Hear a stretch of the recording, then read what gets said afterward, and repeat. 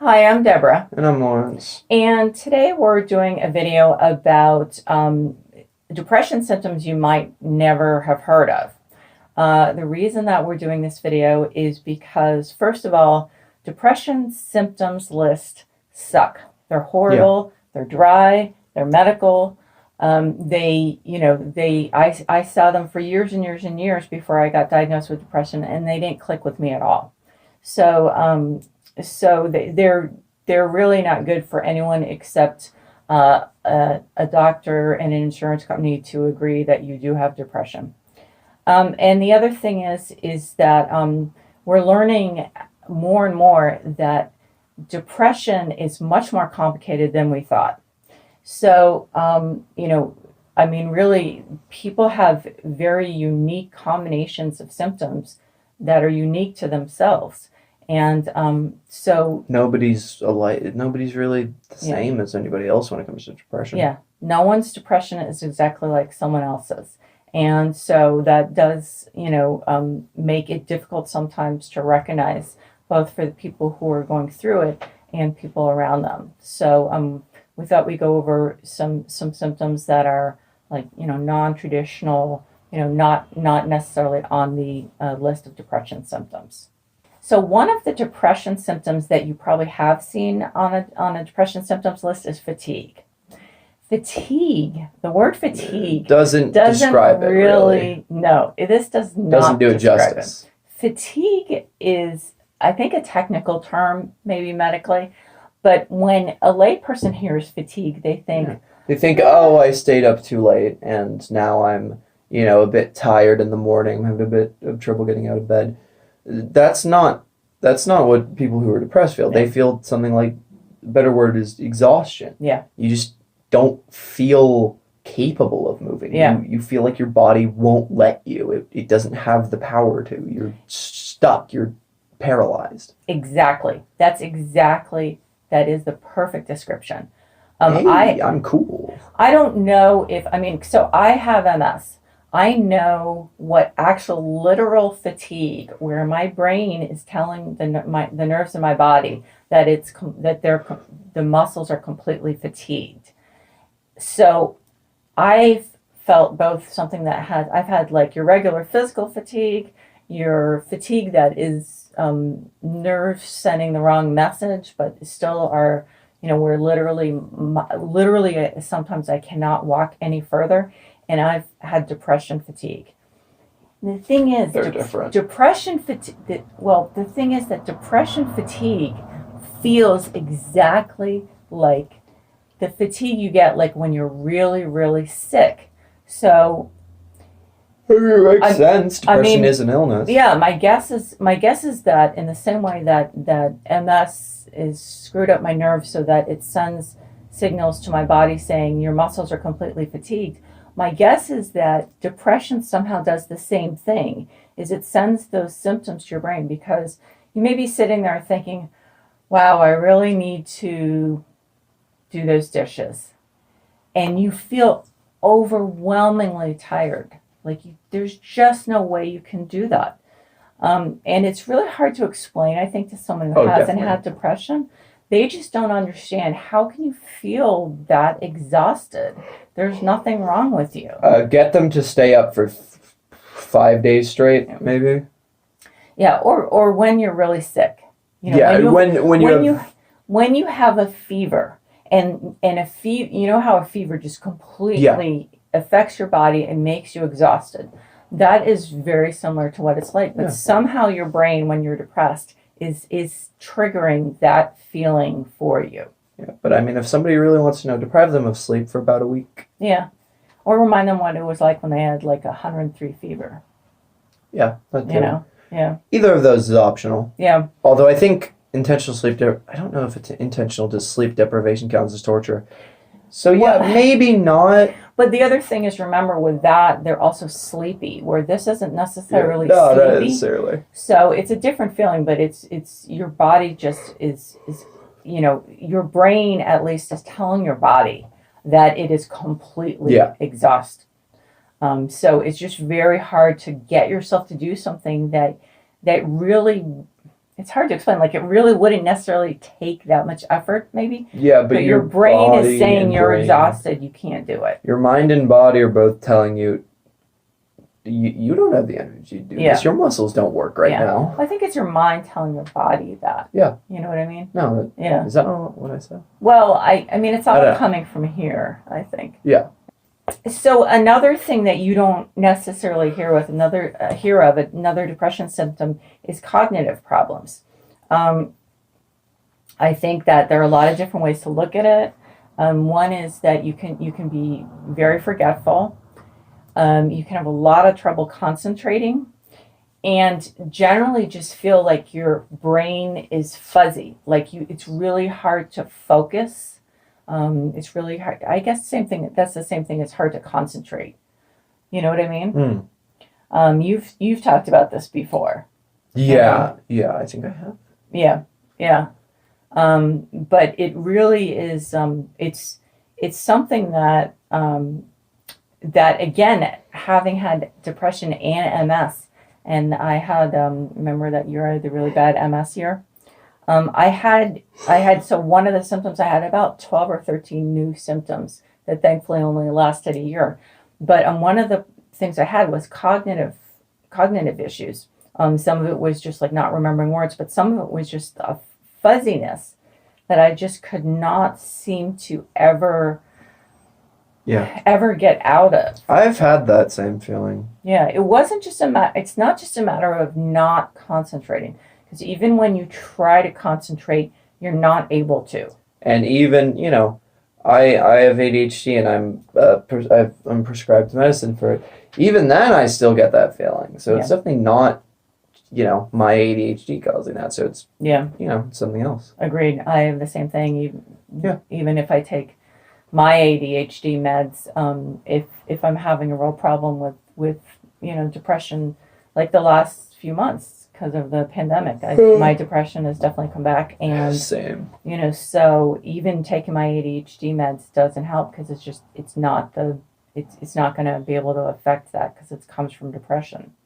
Another part of that is I think it's probably like kind of an adjunct to that, but it's trouble articulating your thoughts. Oh yeah, definitely. So I think, one reason that people who have friends who are depressed may not understand, this may be one of the reasons why people who are depressed don't want to spend time with their friends, because you can't. It's exhausting to try to talk sometimes. Yeah. Exhausting to talk, like when I stream.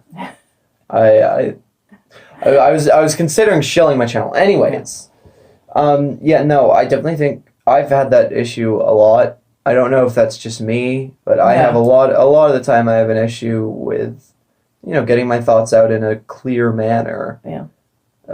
And somebody asks, okay, what the hell are you talking about? And I'm like, I'm weighing my decision. Do I try to spend the time re-explaining it, or do I just give up? Yeah. And more often than not, you're going to want to give up. Yeah. The other thing is that when I was when I had my major bout of depression right before I was diagnosed, one of the things I noticed, because this bout was much worse than the other ones before it, is that it felt like something almost was stopping me from talking. It was like I just couldn't get the words out. It was a huge effort to talk, to carry on a conversation. It was just an exhausting effort. So again, if you have a friend who has really stopped communicating verbally, this is definitely something to do with it, because it can be very tiring to carry on a conversation. And it's not that they don't want to communicate with you, but it's just that they can't. They can't.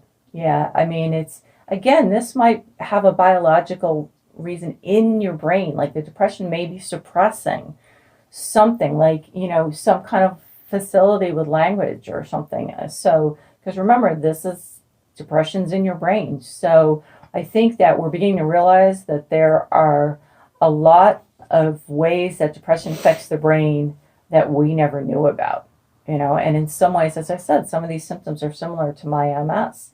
So, you really need to, as I said, you really need to appreciate the fact that depression is a lot more complicated than we have known to this point.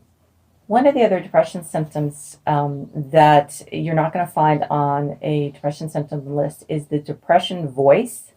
A lot of people will basically hear something talking to them, generally saying, "You're stupid, no one likes you, you're hopeless." It's not always like actually audible. Yeah, not like literal. Yeah. Not necessarily literal words. If it is audible, then that may be a different issue. Yeah. So it's not necessarily literal words like being spoken in your head, but it's definitely almost like there's, how sometimes you see in some different movies or whatever, there is a good version of a person and a bad version of a person. It's the bad version. It's very similar. It's like the bad person who is constantly like whispering, "You're stupid, no one likes you, you're fat, you're ugly," whatever the fears are that someone has, then it's like this constant barrage all the time of some, so part of their minds turning into this voice. And I've definitely had that issue a lot, even when I was really young. Yeah. I remember I used to get really angry at myself if I did something stupid and slam my head against the wall while saying I'm stupid. You remember that? Yes. That was not fun. Yeah. No, it was not fun. So the thing is that if you have a friend, especially who has depression, what you need to do is remember that they're having this voice telling them all the time how stupid they are, how no one likes them, whatever their fears might be or something. So they need encouragement, and that's something that definitely is helpful to someone with depression. So another symptom that you're not going to see on depression lists is, I don't know how to put it except to say, an urge to cocoon. So people with depression, a lot of times it's like being, they maybe go out for work or school or whatever they have to do, but they want to get home like immediately. And if they share a house with other people, they probably want to get to their room a lot of the time. Because I think part of it is just because the world can be very exhausting when you have depression. There's a lot of stimulus in the world already, and people who are depressed are a lot more receptive to it, I think. Sensitive. Yeah. So people with depression can be extremely sensitive to stimuli, and so that's part of it. But there's also a feeling that you just feel safer at home. It's just, again, it's one of those inexplicable things that is probably happening up here, and probably. Yeah, it's part of the depression, and not everyone has it, but it's definitely one of those. So if you have a friend who is depressed, and you're doing the right thing in trying to get them to be social and come out, just realize that sometimes a lot of times it's going to be going totally against what their depression is telling them, which is just to stay home and be safe. So just bear that in mind, and maybe instead go over and hang out with them at their place so that they don't have to go anywhere. Just try to be flexible, obviously. So we hope those unusual,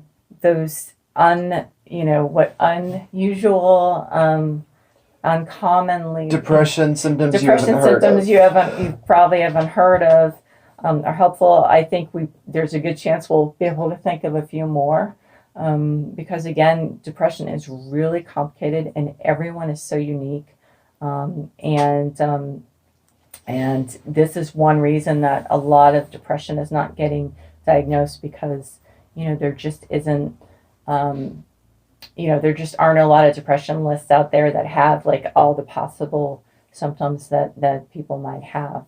So yeah, but in any case, we hope that you enjoyed this video, found it helpful. If you did, you can give it a like, and if you'd like to say anything, you can leave it in the form of a comment. And if you enjoyed this or found it helpful and want to see more of this content, you can subscribe. But in any case, we hope that you have a nice day. Take care.